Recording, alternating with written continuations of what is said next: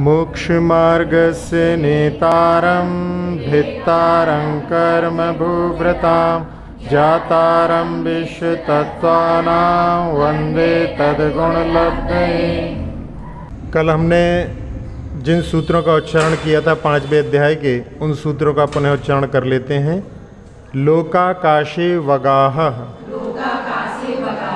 धर्माधर्मयोः कृत्स्ने एक प्रदेशादिषु भाज्यः पुद्गलानाम् असंख्ये भागादिषु जीवानाम् प्रदेश संहार विसर्पाभ्यां प्रदीपवत् गतिस्थित्युपग्रहो धर्माधर्मयोरुपकारः आकाशस्यावगाः शरीरवाङ् मनः प्राणापानाः पुद्गलानाम् सुख दुख जीवित मरणोपग्रहाश्च परस्परोपग्रहो जीवानाम। तो ये उपकारों का वर्णन चल रहा था, जिसमें धर्म द्रव्य गति और स्थिति में उपकारी होते हैं। इसके लिए बताया था कि ये उदासीन निमित्त होते हैं। धर्म द्रव्य जबरदस्ती नहीं चलाता और अधर्म द्रव्य जबरदस्ती नहीं रोकता। यदि ऐसा होता तो फिर वापस में दोनों बराबर सामर्थ्य वाले हैं तो लड़ाई होती। तो इसलिए यहाँ पर इनको उदासीन निमित्त के रूप में लिया गया है। और इसमें हमने चाके द्वारा 20वें सूत्र में जहाँ पर मरणोपग्रहाश्च में वहाँ पर बता दिया था कि पुद्गल का पुद्गलकृत उपकार भी है। वास्तव में यहाँ पर उपग्रह शब्द से ही ये ग्रहण किया गया है कि पुद्गल का पुद्गल के ऊपर भी उपकार होता है, और चा के माध्यम से चक्षु आदि इंद्रियां भी पुद्गलकृत उपकार हैं। और परस्परोपग्रह जीवानाम में बताया था कि सब एक दूसरे के ऊपर उपकार करते हैं। जैसे आप सभी लोग यहाँ पर आए हैं तो उसके माध्यम से अपना स्वाध्याय हो रहा है, तो ये आपका भी उपकार है, नहीं तो क्या दीवालों को पढ़ाते। और साथ ही साथ में यदि स्वाध्याय करना होता तो अकेले भी कर सकते थे, लेकिन जो सामूहिक अध्ययन होता है उसके लिए सबका आलंबन आवश्यक होता है। अब इसमें एक उपकार केवल काल द्रव्य का छूट गया। वैसे काल द्रव्य का वर्णन अभी अपन नहीं किया है, वो बाद में करेंगे, लेकिन काल द्रव्य का उपकार यहाँ पर सब उपकारों को बताते हुए, काल द्रव्य का उपकार बताते हुए यहाँ पर सूत्र प्रारंभ होता है। वर्तना परिणाम क्रिया परत्वापरत्वे च कालस्य। वर्तना परिणाम क्रिया परत्वापरत्वे च कालस्य। हाँ, ये वर्तना परिणाम क्रिया परत्व और अपरत्व ये काल द्रव्य के उपकार हैं। तो वर्तना क्या कहलाता है कि सभी पदार्थों को परिवर्तन होने में जो सहायी होता है वो वर्तना कहलाता है। तो इसमें जिस प्रकार से कुंभकार का जो चाक घूमने के लिए नीचे उसकी कील सहकारणी होती है, उसी प्रकार से सभी पदार्थों को परिणमन में काल द्रव्य सहकारी होता है, उसको वर्तना कहते हैं।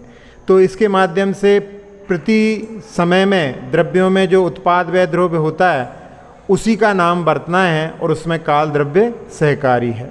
दूसरा है परिणाम, जिसमें द्रव्य अपनी स्वजाति को त्याग किए बिना ही उसमें कुछ परिवर्तन होता है। जैसे आम पहले हरा था पीला हो गया, या कोई भी चीज़ जिसमें कि भावों में जैसे क्रोध नष्ट होकर के मान उत्पन्न हो गया, तो ये परिणाम हो गया। इसमें दो प्रकार के परिणाम होते हैं। एक अनादिमान परिणाम होते हैं, जिनमें जैसे लोक की रचना है, सुमेरु पर्वत है, धर्म द्रव्य का गति उपग्रह है, अधर्म द्रव्य का स्थिति उपग्रह है। ये अनादिमान परिणाम यानी हमेशा से ये चले आ रहे हैं। और आदिमान परिणाम जो होते हैं उनमें बाह्य कारणों से जो उत्पाद हो जाता है वह सादी या आदिमान परिणाम कहलाता है। जैसे मनुष्य मर करके देव बन गया, आटा था रोटी बन गया, इस प्रकार से ये कहीं पर उसकी शुरुआत हो गई, इस दृष्टि से अपन इसको ले सकते हैं। फिर तीसरा है क्रिया। इसमें द्रव्य में जो परिस्पंदन हलन चलन रूप परिणाम होते हैं वे क्रिया कहलाती है। एक होती है प्रायोगिक क्रिया, जो किसी प्रयोग से होती है, जैसे बैलगाड़ी आदि की प्रायोगिक क्रिया कहलाती है। वैशेषिक क्रिया जो बादलों आदि की क्रिया होती है वो स्वाभाविक होती है बिना किसी प्रयोग के, वो वैशेषिक क्रिया कहलाती है। फिर परत्व और अपरत्व। परत्व और अपरत्व यानी कौन पुराना है कौन नया है, इस प्रकार की जब तुलना की जाती है तो जैसे कोई 60 साल का व्यक्ति, उसके सामने 40 साल वाला जो है वो वहाँ पर अपरत्व की दृष्टि में आएगा, और परत्व में 40 साल के सामने 60 वाला जो है परत्व कहलाएगा। तो इस प्रकार से यदि सापेक्षिक दृष्टि से देखा जाए तो 60 साल वाले की तुलना में 40 वाला और 80 वाला, उसमें दोनों में परत्व और अपरत्व घटित हो जाएगा। तो इस प्रकार से ये यहाँ पर वर्तना जो है, प्रति समय में जो परिवर्तन होता है वो निश्चय काल का द्योतक है, और परिणाम क्रिया परत्व और अपरत्व व्यवहार काल के द्योतक हैं। काल द्रव्य के अभाव में किसी भी द्रव्य में परिणमन नहीं हो सकता, वो काल द्रव्य सबके परिवर्तन में सहकारी होता है। अब यहाँ पर एक प्रश्न आता है कि काल द्रव्य भी लोक में ही रहता है, तो जो काल द्रव्य के बाहर, जो लोकाकाश के बाहर अलोकाकाश है, तो फिर वहाँ पर कैसे परिणमन होता है? तो इसमें आकाश जो है अखंड द्रव्य है। जैसे चाक में एक कोने में डंडा लगाने से घुमाते हैं तो पूरा चाक घूमता है, इसी प्रकार से यहाँ पर इसमें परिवर्तन हो रहा है तो वहाँ पर भी उसमें परिवर्तन होता है। तो इस प्रकार से काल द्रव्य के माध्यम से ये कार्य होता है।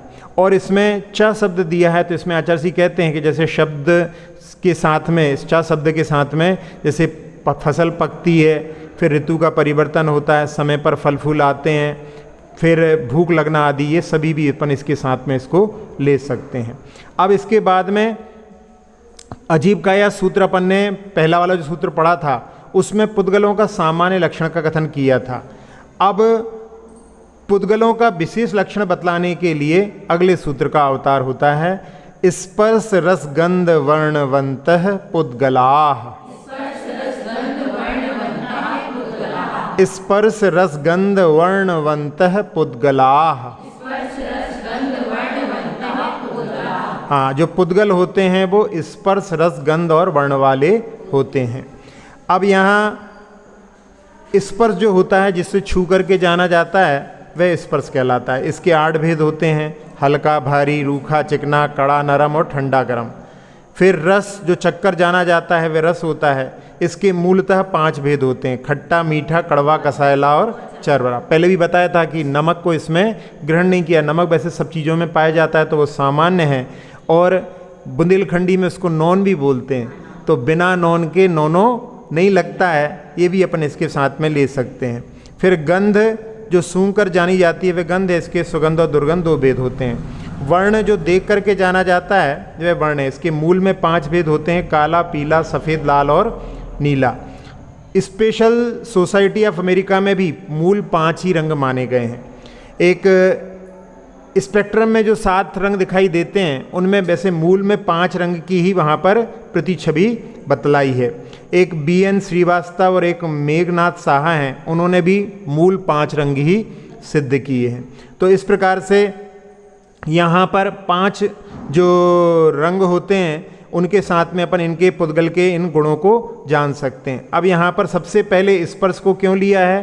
क्योंकि स्पर्श सभी संसारियों के पास में स्पर्शन की क्षमता, ग्रहण करने की क्षमता होती है, इसलिए उसको सबसे पहले ग्रहण किया है। स्पर्श के बाद में रस को ग्रहण किया, क्योंकि स्पर्श के बाद में रस भी जो होता है वो स्पर्श पूर्वक ही होता है, यानी अपन किसी रस को लेते हैं पहले उसका स्पर्श करना पड़ता है, इसलिए उसको स्पर्श के बाद में ग्रहण किया है। और चक्षु का विषय ना होने से उसके पूर्व में अचाक्षुष होने के कारण में गंध देखने में नहीं आती है, उसको पहले ग्रहण किया है। और स्थूल पदार्थों में ही वर्ण का ग्रहण होता है, सूक्ष्म में वर्ण का ग्रहण नहीं हो पाता है, इसलिए अंत में वर्ण को ग्रहण किया गया है। अब पुद्गल की पर्याय का कथन करने के लिए अगले सूत्र का अवतार होता है, शब्द बंध सूक्ष्म स्थौल्य संस्थान भेद तमश्छाया तपोद्योतवन्तश्च। शब्द बंध सूक्ष्म स्थौल्य संस्थान भेद तमश्छाया तपोद्योतवन्तश्च।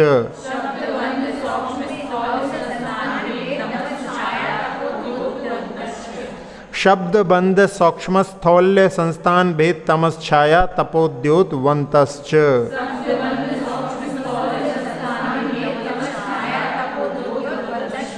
शब्द भी पुद्गल की पर्याय है।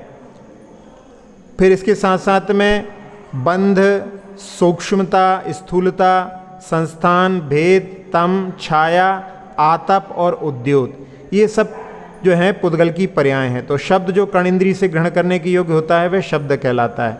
इसके दो भेद होते हैं, एक भाषात्मक होता है और एक अभाषात्मक होता है। तो इसमें जो भाषात्मक शब्द होता है वो दो प्रकार का होता है, एक अक्षरात्मक जिसमें संस्कृत प्राकृत आदि भाषा रूप जो शब्द हैं, और अनक्षरात्मक जो होता है वो द्विंद्रीय से लेकर के असंगी पंचेंद्रीय तक और मुख संगी पंचेंद्रीय जीवों का भी जो स्वर होता है वो अनक्षरात्मक होता है। भगवान की वाणी भी अनक्षरात्मक मानी जाती है। उसमें राजवार्तिक में कहा है कि आविष्कृत वक्तृत्व पर्याया द्विंद्रियाद्यश्च वक्तारा, यानी दो इंद्रिय से ही वो वहाँ पर अपनी जिह्वा को हिलाने लगते हैं, आवाज़ होने लगती है, तो वो सारे वहाँ पर अनक्षरात्मक भाषा को बोलने वाले हो जाते हैं। फिर अभाषात्मक भाषा दो प्रकार की होती है, एक प्रायोगिक जो पुरुष के पुरुषार्थ से उत्पन्न होती है वो प्रायोगिक भाषा है, और वैशेषिक जो मेघ आदि की गर्जना से उत्पन्न होती है। इसमें प्रायोगिक भाषा में वहाँ पर चार भेद आते हैं इसके, तत् वितत घन स्वशिर के भेद से। तो उसमें जहाँ पर चमड़े को तान करके शब्द उत्पन्न किया जाता है, ढोलक आदि पुष्कर आदि हैं, ये तत् कहलाते हैं। वितत वहाँ पर तार के तनाव के माध्यम से, वीणा सुघोष मृदंग आदि के माध्यम से, और जो जितने भी तार को सितार आ दिए जाएंगे। हाँ, घन जिसमें कि ताल घंटा आदि में शब्द उत्पन्न किए जाते हैं वो घन कहलाता है। फिर सुशिर जिसमें छिद्र के माध्यम से शब्द उत्पन्न होते हैं, तो बांसुरी शंख आदि ये सुशिर कहलाते हैं। इसके बाद में बंध जो बांधता है वह बंध कहलाता है। इसके दो भेद होते हैं, प्रायोगिक बंध और वैशेषिक बंध। प्रायोगिक बंध में जैसे पुरुष प्रयोग करते हैं तो लकड़ी आदि का बंध बनाते हैं, लाख आदि की जो चूड़ियाँ आदि बनाते हैं। फिर कर्म और नौकर्म का बंध होता है, वो भी भावों के माध्यम से होता है। फिर वैशेषिक बंध जो होता है उसमें जैसे बिजली, उल्कापात, मेघ, इंद्रधनुष आदि होते हैं, ये वैशेषिक यानी इसमें किसी प्रयोग का पुरुष का प्रयोग नहीं होता। फिर सूक्ष्मता, तो उसमें सबसे सूक्ष्म जो होता है वह परमाणु होता है, इससे सूक्ष्म कोई दूसरा नहीं है। और आपेक्षिक सूक्ष्म में वहाँ पर तुलना की जाती है, जैसे बेल से आंवला छोटा होता है, आंवले से बेर छोटा होता है, बेर से खसखस छोटा होता है। इस प्रकार से आपेक्षिक सूक्ष्मता दिखाई जाती है।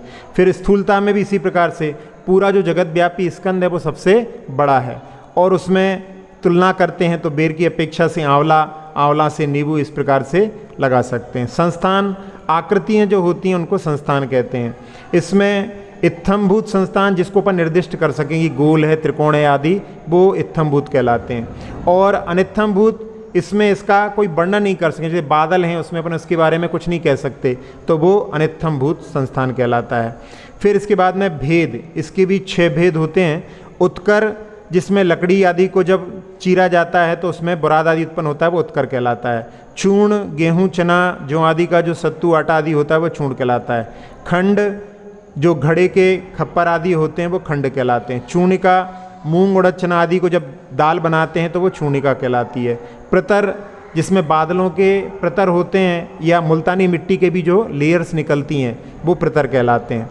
अणुचटन जब अग्नि के जो लोहे आदि को ठोका जाता है तो उसमें से फुल्लिंग निकलते हैं, वो अणुचटन कहलाते हैं। तम जिसके होने पर चक्षु बाह्य पदार्थ को नहीं देख पाती वो है तम या अंधकार कहलाता है।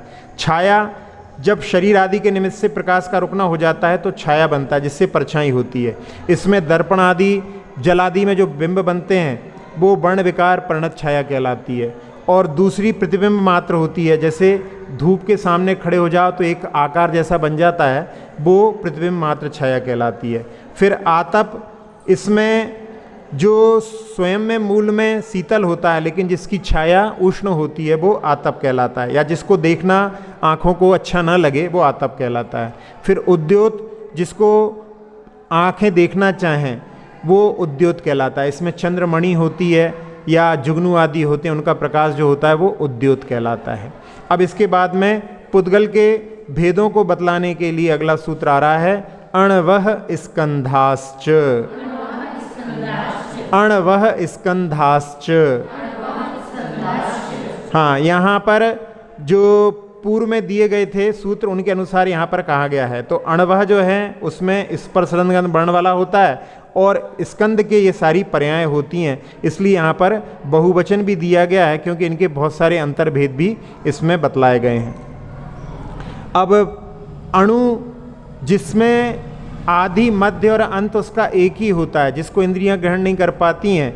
इसमें कोई एक रस, एक वर्ण, एक गंध और दो स्पर्श होते हैं। स्निग्ध और रूक्ष में से एक होगा, शीत और उष्ण में से एक होगा, बाकी इसमें स्पर्श नहीं पाए जाते क्योंकि बहुत छोटा है। उसमें क्या हल्का भारी, क्या चिकना रूखा होगा। तो इस प्रकार से चिकना रूखा तो होता है, उसके माध्यम से तो बंधन होता है। हल्का भारी और कौन सा नहीं होगा? कड़ा नरम। कड़ा नरम यानी क्योंकि बहुत छोटा है, उसमें उसका कड़ापन और नरमपन अनुभूत नहीं हो सकता, इसलिए ये इसमें नहीं पाए जाएंगे। फिर इसके बाद में स्कंध, जो 2, 4, 8 संख्यात, असंख्यात और अनंत परमाणुओं का समूह होता है, वो स्कंद कहलाता है।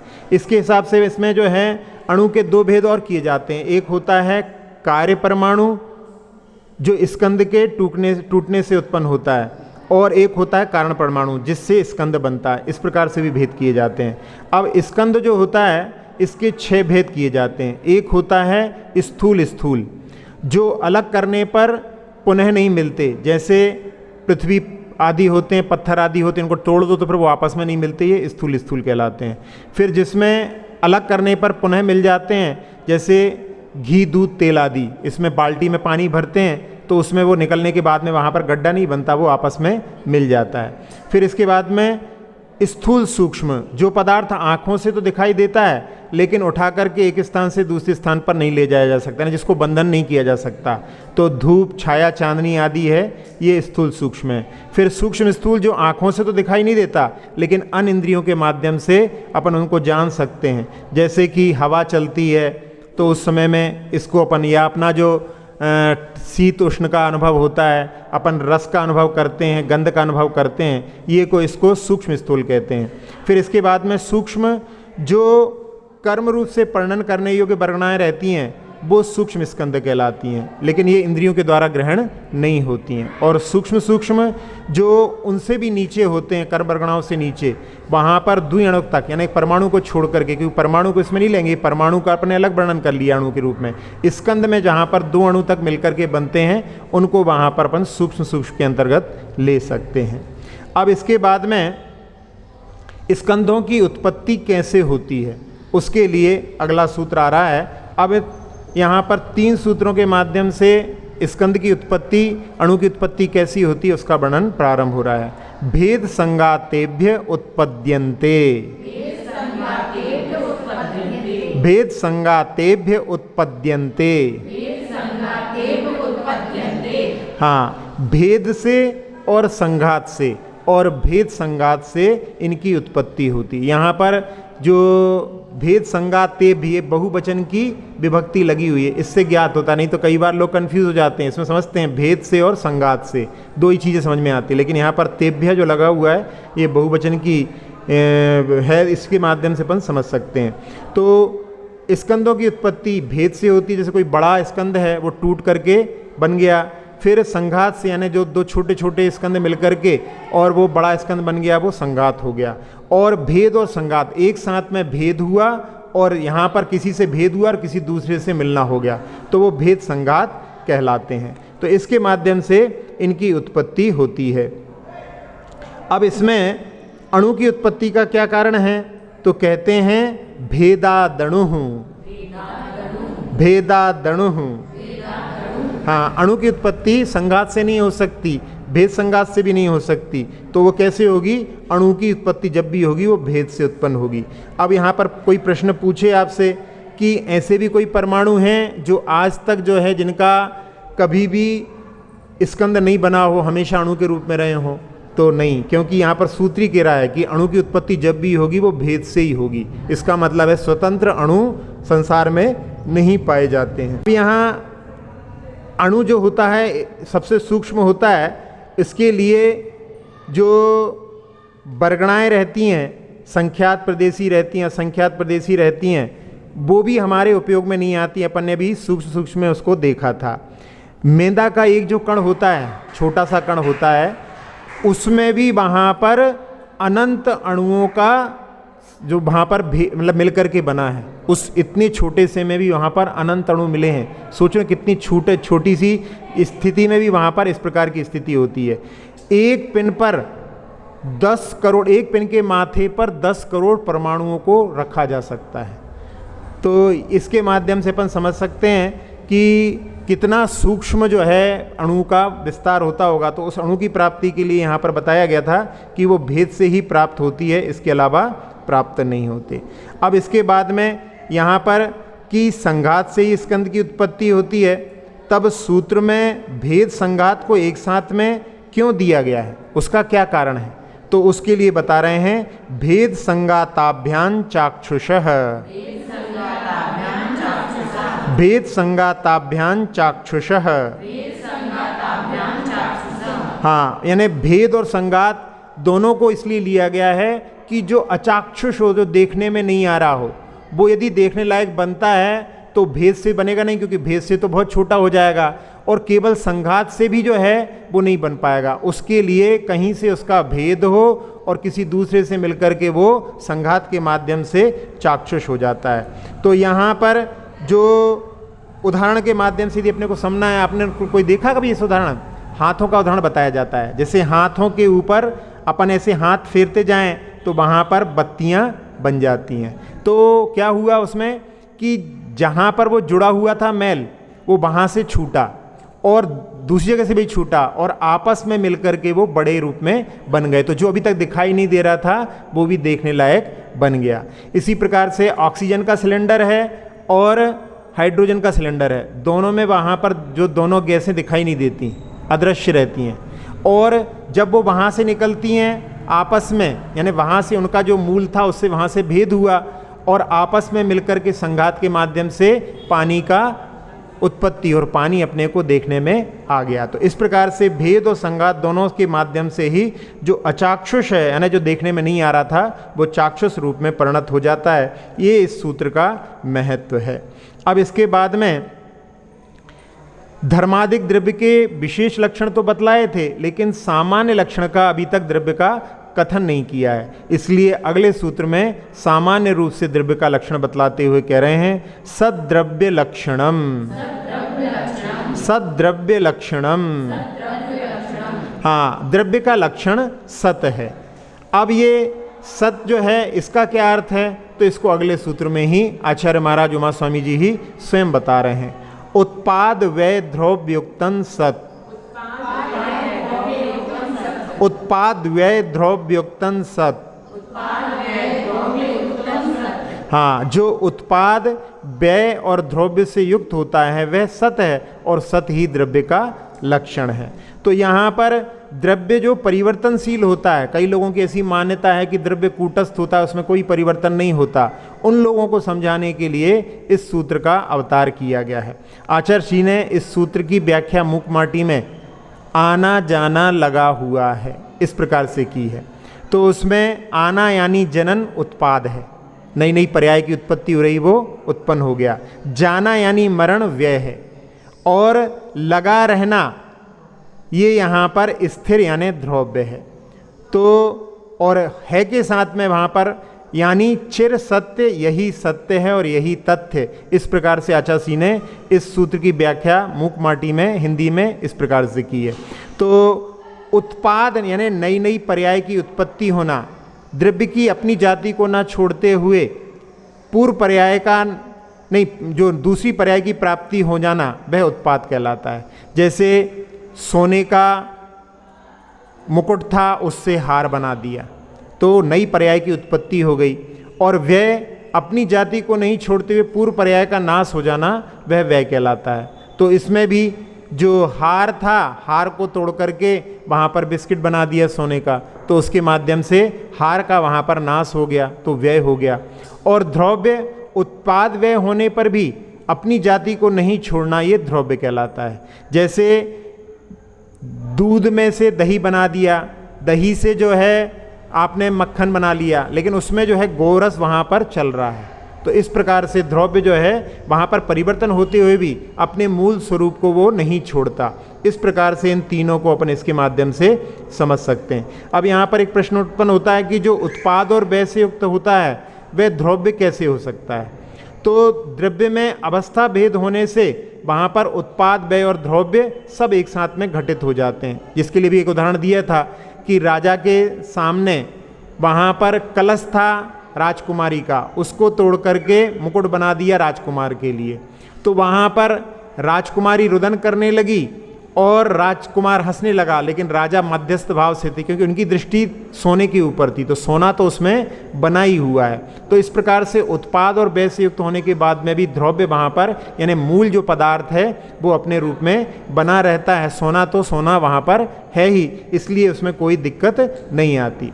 अब ये हर चीज़ में उत्पाद व्यय द्रव्य घटता है, काल के माध्यम से परिवर्तन होता है, तो क्या सिद्धों में भी उत्पाद व्यय द्रव्य होता है? सिद्धों में भी परिवर्तन होता है। वो बात अलग है कि अपने को समझ में नहीं आता है। वैसे उनमें अंतरंग में जो परिवर्तन होता है वो वहाँ पर अगुरु लघु गुण के षट गुणी हानि वृद्धि के माध्यम से उनमें परिवर्तन चलता है, और जो पदार्थों को जान रहे हैं वो उसके माध्यम से भी अपन समझ रहे थे कि जो अभी जान रहे थे अगले समय में जो जानेंगे उसमें वहाँ पर नए की उत्पत्ति हो गई, पुराना का विनाश हो गया, और वहाँ पर जानने की जो क्रिया है वो चल रही है। इस प्रकार से भी उनमें अपन उत्पाद व्यय द्रव्य को घटित कर सकते हैं। अब इसके बाद में नित्यावस्थिता निरूपाणी एक सूत्र आया था। उस चौथे सूत्र में वहाँ पर कि नित्य क्या है उसको बतलाने के लिए अगले सूत्र का अवतार होता है तद्भावाव्यन नित्यम। तद्भावाव्यन नित्यम, हाँ, तद्भाव यानी उसका जो पदार्थ का भाव है उसका अव्यय होना यही नित्य है। तो द्रव्य का अपने स्वभाव से च्युत नहीं होना ही नित्य है, यानी जो द्रव्य तद्भाव रूप से अव्यय है वही नित्य कहलाता है। यह वही है, यह वही है, भले ही बहुत दिन हो जाएं। जैसे किसी मंदिर में आप कभी पहले गए हों, अंधेरे में गए हों, फिर बाद में आप उसमें पुनः पहुंच जाएं तो ये वही मंदिर है, हमने 4 साल पहले दर्शन किए थे। तो ये भाव जहाँ पर आता है, ये पृथ्वी ज्ञान का जो कारण बनता है वो तद्भाव कहलाता है। तो इसके माध्यम से वहाँ पर जो नित्यत्व का लक्षण घटित होता है, उसमें परिवर्तन तो हुआ है लेकिन फिर भी उसमें द्रव्यता के कारण में कुछ ना कुछ ऐसी चीज़ें हैं जिसके माध्यम से उसमें पूर्णता परिवर्तन नहीं हुआ है। तो इसलिए यहाँ पर ये नित्यत्व का लक्षण बतलाया गया है। यहाँ पर एक शंका उत्पन्न की गई है कि तद्भाव का व्यय नहीं होता, नित्य है, तो द्रव्य कूटस्थ हो जाएगा।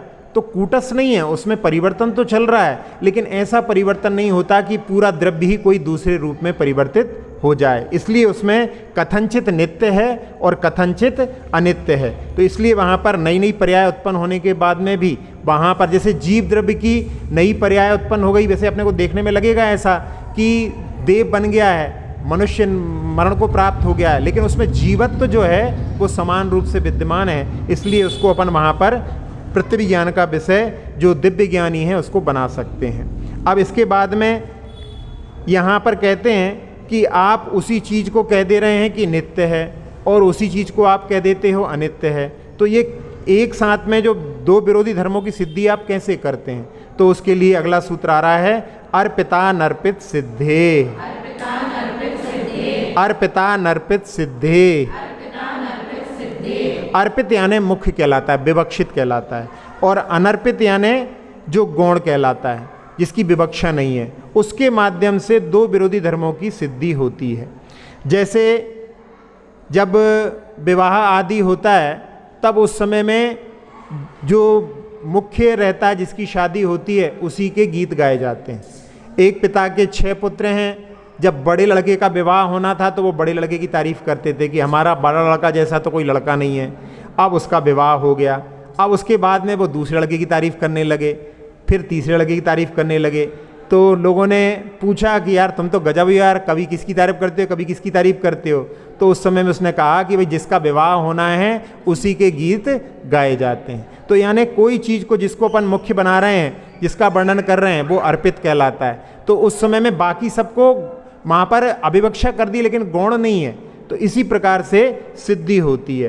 तो इसके माध्यम से वहाँ पर जो है वस्तु में जो विरोधी धर्मों की भी वहाँ पर सिद्धि हो जाती है। एक बार हमने पहले बताया था कि वही चीज़ है भी और वही चीज़ नहीं भी है। तो किसी अपेक्षा से है, यानी स्वद्रव्य क्षेत्र काल भाव की अपेक्षा से है और परद्रव्य क्षेत्र काल भाव की अपेक्षा से नहीं है। तो इस प्रकार से उसमें उदाहरण दिया था कि एक बार टिकट के बारे में पूछा, टिकट जो है कि ये टिकट आप कह रहे हो कि ये है भी नहीं भी, कैसे घटित करोगे? तो उसमें बताया कि ये जैसे इस पर लिखा हुआ है कि यहाँ से दिल्ली का आप इसमें ट्रेवल कर सकते हैं। तो यहाँ से दिल्ली की अपेक्षा से ये है, लेकिन यहाँ से बम्बई की अपेक्षा से ये नहीं है। फिर वो कहने लगा कि हमने ऐसा टिकट ले लिया कि अब वो पूरे भारत में चलता है, तो फिर कहेंगे भारत की अपेक्षा से है, विदेश की अपेक्षा से नहीं है। तो कोई चीज़ उसमें है भी और नहीं है, तो ये मुख्य और गुण की व्यवस्था के माध्यम से इसकी सिद्धि होती है। तो इसी को यहाँ पर कहा गया है अर्पिता नर्पित सिद्धि। इसके लिए यहाँ पर जैसे उसमें कहा जाता है कि पिता हमेशा पिता ही नहीं है, पिता अपने पुत्र की अपेक्षा से पिता है, लेकिन अपने पिता की अपेक्षा से पुत्र भी है। तो इस प्रकार से यहाँ पर सिद्धि जब की जाती है तो उसके लिए इस सूत्र का आलंबन लिया जाता है। आज अपन इतने ही सूत्रों को रखते हैं, पुनः इनका उच्चारण कर लेते हैं। वर्तना परिणाम क्रिया परत्वा परत्वेचा कालस्य। क्रिया में विसर्ग है। वर्तनाम परिणाम क्रिया परत्वा परत्वेचा कालस्य। स्पर्श रस गंध वर्णवन्तः पुद्गलाः। शब्द बंद सूक्ष्म स्थौल्य संस्थान वेद तमश्छाया तपोद्योतवन्तश्च।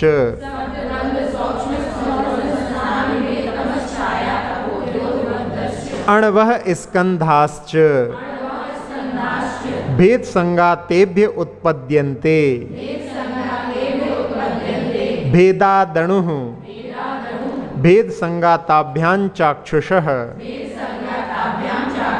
सद्द्रव्य लक्षणम् उत्पादव्यय ध्रुवयुक्तं सत् तद्भावाव्यन नित्यम अर्पिता नर्पित सिद्धे। इस प्रकार से अपन ने 32 सूत्रों तक इस 5वें अध्याय को, जिसमें 42 सूत्र हैं, उनको पढ़ लिया है। तो अपन पुनः इनको देख लें।